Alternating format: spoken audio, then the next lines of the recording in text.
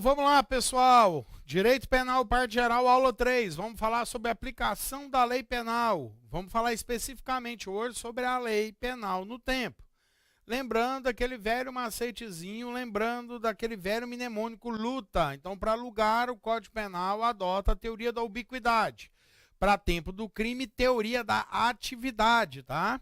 Então vamos falar da aplicação da lei penal no tempo, teoria da atividade. O que seria o tempo do crime? É o tempo da ação ou omissão, ainda que outro seja o tempo do resultado. Então, independente do resultado, o que conta aqui para nós é o tempo da ação ou omissão. Professor, qual que é a importância e a aplicação prática do Brasil adotar a teoria da atividade? Uma das consequências de eu adotar a teoria da atividade é para mim determinar a maioridade penal.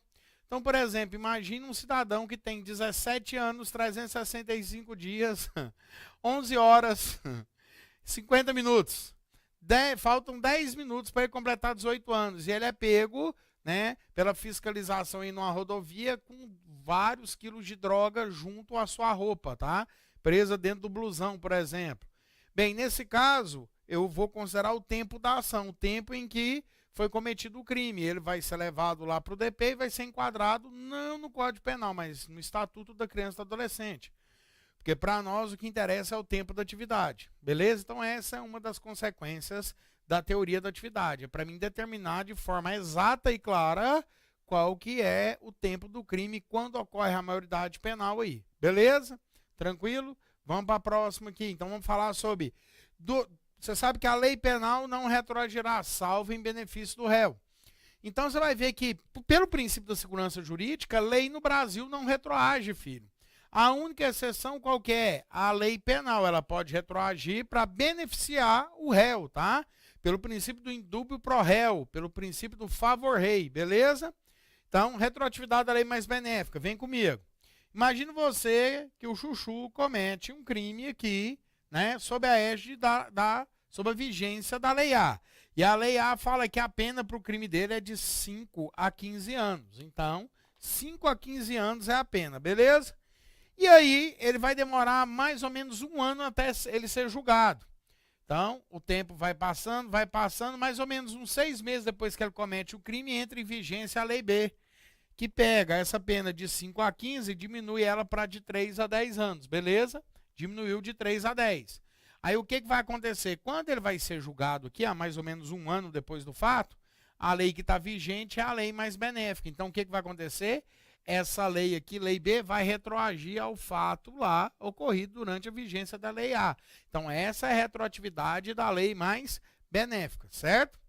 Bem, ultratividade da lei. Aí quando eu falo de ultratividade é quando a lei alcança, né? Ela já saiu de vigência e ela alcança os fatos futuros. Olha só. Ultratividade da lei se fala muito no que diz respeito à lei temporária e lei excepcional. Vou dar um exemplo de lei excepcional. Uma lei para um período de guerra, tá? Então, durante a guerra, várias condutas aqui passam a ser crime. E o cidadão A foi convocado para a guerra. Então, ele vem para a guerra. Durante a vigência da lei, ele comete um crime de guerra. Por exemplo, um crime de espionagem, tá? Ninguém fica sabendo. Acaba a guerra, acaba a vigência da lei. Então, a vigência da lei é nesse intervalo, certo? Uns 3 anos depois, descobre-se um vídeo em que esse cidadão está cometendo crime. Então, quando eu descubro esse vídeo, ele já está fora da vigência da lei. Mas essa lei vai alcançar ele lá no futuro. Então, essa é a ultratividade da lei, tá? A lei vai alcançar ele lá no futuro. Então, a ultratividade vai para o futuro. A retroatividade, ele volta no passado, beleza? Então, a lei penal, ela tem esses institutos que outra lei, como a lei civil, a lei administrativa, não possui, por uma questão de segurança jurídica, tá? Então, só a lei penal, você vai ouvir falar da ultratividade e vai ouvir falar da retroatividade dela, beleza? Então, olha só, quando é que a lei retroage em benefício do réu, quando é que ela não retroage? Então, tem aqui, nova lei penal, lex gravor, lei mais grave, lex minor, lei menos grave. Bem, quando é que eu tenho a lei mais grave? Novatio leis incriminadoras, ou seja, eu tenho uma nova lei que traz uma conduta que é crime, e a novatio legis impérios, ou seja, uma nova lei que prejudica. Então, olha só, que aumenta a pena, por exemplo. Nesses dois casos, quando a lei é grave, não retroage a lei penal não retroage. Por quê? Porque ela não beneficia o réu em momento algum. Uma, eu vou trazer uma nova conduta incriminadora e a outra eu vou aumentar a pena, por exemplo, novatio legis imperius. Lembrando que não há crime sem lei anterior que o defina, não há pena sem prévia cominação legal, tá? Bem, aí eu tenho a lex meteor, ou seja, a lei menos grave. Eu tenho nesse caso que vai retroagir, sim, aqui sim retroage, ó. Abolitium criminis, quando o crime é abolido, quando aquele fato deixa de ser crime, suspendendo todos os efeitos penais, considerando ainda que vai ficar em vigência os efeitos civis, e a novatio legis imperius, uma nova lei que beneficia, uma lei melhor, nova lei melhor, certo? Bem, o que mais que a gente vai falar aqui sobre a aplicação da lei penal no tempo? Lei intermediária, então eu tenho sucessão de várias leis, do fato até o julgamento, por exemplo. Então, o que eu posso fazer com essa lei? Eu vou aplicar uma lei intermediária ou tenho que aplicar a lei inicial ou a lei final? A doutrina é divergente nisso daí. Da mesma forma é divergente se pode ocorrer conjugação de leis. Eu pegar uma parte mais benéfica da um e a parte mais benéfica da outra. Também bem divergente na doutrina brasileira. Não posso deixar de falar da súmula 711 do STF, que fala que no caso de crime continuado ou crime permanente, eu sempre vou aplicar a lei em vigência, mesmo ela sendo a mais grave, mesmo ela sendo a de maior pena, certo? Então aqui eu tenho um resumo da lei penal no tempo, vamos dar uma olhada nos principais artigos. Pode pôr na tela aí, aula 3, aplicação da lei penal.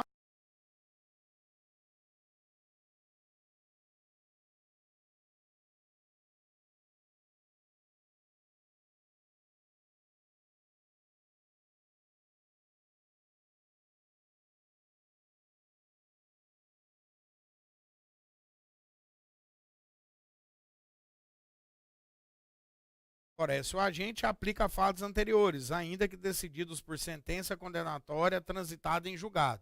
Então aqui a regra é o seguinte: se tiver preso, aboliu o crime, tem que soltar. Se estiver respondendo inquérito, tem que arquivar. Se estiver respondendo processo, tem que arquivar também. Se já transitou em julgado, estiver preso, tem que soltar. Beleza?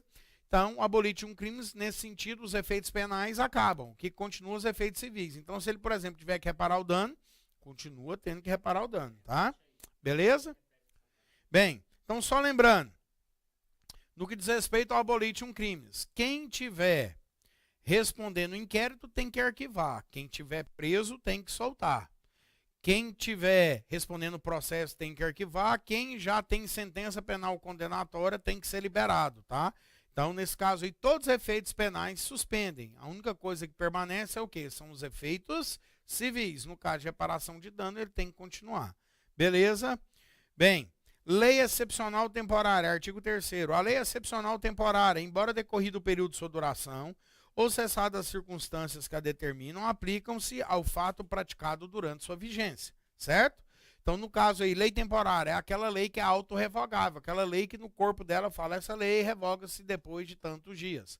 E a lei excepcional, o exemplo que eu te dei, é a lei de um fato determinado, como a lei da guerra. Tempo do crime, considera-se praticado o crime o momento da ação ou omissão, ainda que outro seja o momento do resultado. Então aqui o Código Penal deixa bem claro para a gente que o Brasil adota a teoria da atividade para tempo do crime, tá? Beleza? Bem, então nós temos aqui um esquema, olha só, com relação à lei penal no tempo. Então ela começa, né, com a publicação. Então é feito o processo legislativo, ela é publicada, aí eu tenho o vacatium legis. O que é o vacatium legis? É a vacância da lei. Qual que é a regra pela lei de introdução ao direito brasileiro? A regra é que a lei só entra em vigor 45 dias depois de publicada.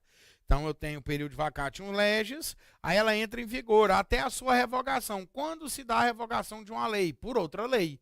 Então eu tenho, por exemplo, a lei do abuso de autoridade, que ela está em vigor desde 65 e continua até hoje, tá? Então até que venha uma nova lei e a revogue, né? Princípio da continuidade das leis, já te falei, né? Então a lei ela continua em vigência até que venha uma outra lei e a revogue, beleza? Eu tenho dois tipos de revogação. Revogação expressa é quando vem na nova lei assim, ó, fica revogado o artigo tal da lei tal. Ou revogação tácita, a lei nova não diz nada. Mas a matéria ela é contraditória. Então, por uma questão de segurança jurídica, se for matéria contrária, ela é revogada tacitamente. Beleza? Bem, então o momento da norma basicamente seria isso aqui, meus queridos, ó. Então eu tenho a sanção do presidente, depois ela é promulgada, depois publicada, e aí eu tenho um vacatium legis, ela entra em vigência, depois ela vai ser revogada por uma nova lei. Beleza? Tranquilo? Bem, então já falamos aí da teoria da atividade, tudo bonitinho, retroatividade e ultratividade da lei. Já te passei aqui o macete, né? Bem, lei penal no tempo. Lei temporária, aquela que tem data de vigência pré-ordenada. Lei excepcional condiciona a sua eficácia às condições que a determinam, como guerra, epidemia, não é isso? Olha lá, ó. Lei excepcional ou temporária, embora tenha decorrido o período de sua duração ou cessado suas circunstâncias que a determinam, aplica-se a fato praticado durante a sua vigência, certo? Bem, aqui tem um esqueminha que eu já passei no quadro para vocês, quando eu tenho a vigência de uma nova lei penal. Então tem lá, ó, nova lei penal, lex gravior, do lado esquerdo. Então tem novatius leges incriminadoras e novatio leges impérios. O que está do lado esquerdo não retroage, a lei não retroage. Quando é que a lei retroage? No caso da lex meteor, ou seja, o abolitium criminis, que beneficia o réu, e a novatio legius immelius, que também beneficia o réu, certo? Tranquilo? Bem, já te falei do abolitium criminis. Com relação ao abolitium criminis, cabe lembrar o que a gente fala aí na aula 7 de penal especial, que é quando juntou o tipo penal do estupro com atentado violento ao pudor. Olha só. Atenção, não confunda abolitium criminis com continuidade tipo normativa.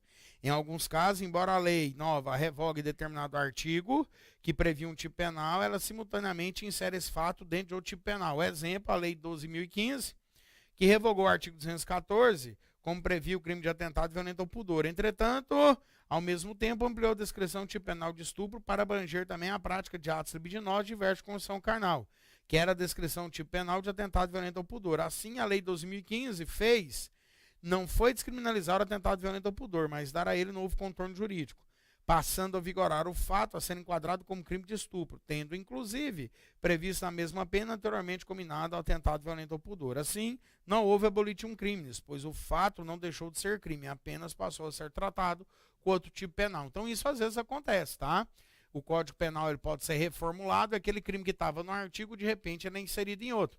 Recentemente, o que aconteceu? Foi retirado lá o tráfico de pessoas lá dos crimes, né, contra a dignidade sexual, e foi criado um novo tipo penal também do tráfico de pessoas, um pouco mais completo, porque abrange não só a exploração sexual, mas abrange também o quê? Abrange também questão do tráfico de órgãos e tecidos, questão de submissão à pessoa à condição de servidão ou de escravo, tá? Então houve uma ampliação do tipo penal nesse sentido. Então, tráfico de pessoas não teve abolitium criminis também. Beleza? Bem, lei intermediária e conjugação de leis. Então, lei intermediária, a primeira corrente, não pode ser aplicada à lei intermediária, pois a lei penal não se refere a ela expressamente, além do que não estava em vigor em nenhum momento essencial, nem o fato, nem o do julgamento. Segunda corrente, os princípios gerais de direito é intertemporal, deve ser aplicada a lei mais favorável. Então, tem uma divergência aí. Bem, é possível conjugar aspectos favoráveis de lei anterior e aspectos favoráveis de lei posterior? O juiz faria o papel do legislador, se representaria uma terceira lei. Portanto, a maioria da doutrina nacional e estrangeira não aceita essa interpretação. Frederico Marx fala o seguinte: é permitido escolher o todo para garantir o tratamento mais favorável do réu.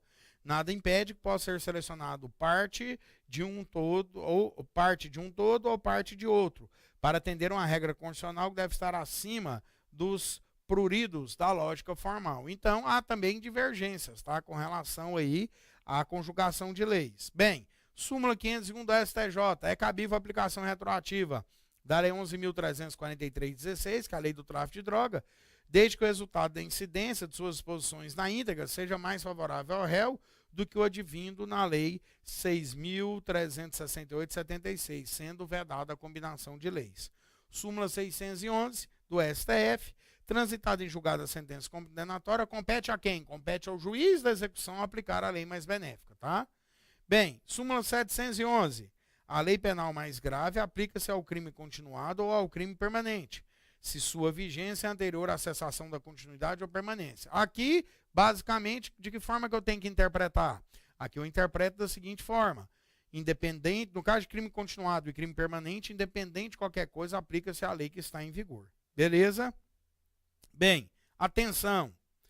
Durante o período de vacância, vacatio legis, não produz efeitos, logo não retroage, ainda mais ainda mais benéfica ao réu. Olha só, assim, se Anderson Brasil está cumprindo o último ano de pena num determinado crime, é publicada uma lei que prevê que este fato deixa de ser crime, mas cujo período de vacatio legis é de 1 ano, antes Brasil deverá cumprir integralmente a pena, pois a lei nova só produz efeitos quando Anderson Brasil já estiver cumprindo toda a pena. Resumindo, antes Brasil deu um azar danado. Então, enquanto está na vacatio legis, ela não tem sua plenitude, ela não tem sua eficácia, né? Beleza? Então, tá aqui, em resumo, a aplicação da lei penal é isso. Bem, com relação à prescrição, olha só, aplicação da lei penal no tempo, artigo 111. A prescrição antes de transitada em julgado a sentença final começa a correr. Então, a partir de que tempo? Do dia em que o crime se consumou. No caso de tentativa, um dia que cessou a atividade criminosa. Nos crimes permanentes, no dia em que cessou a permanência. Nos de bigamia, falsificação, adulteração, assentamento do registro civil, na data em que o fato se tornou conhecido. Nos crimes contra a dignidade sexual de criança e adolescente, previsto nesse código ou legislação especial, na data em que a vítima completar 18 anos, salvo se esse tempo já houver sido proposta a ação penal. Beleza? A gente termina aqui, então, lei penal no tempo, até a próxima aula. Aqui não, aqui é diferencial, meu querido. Fui!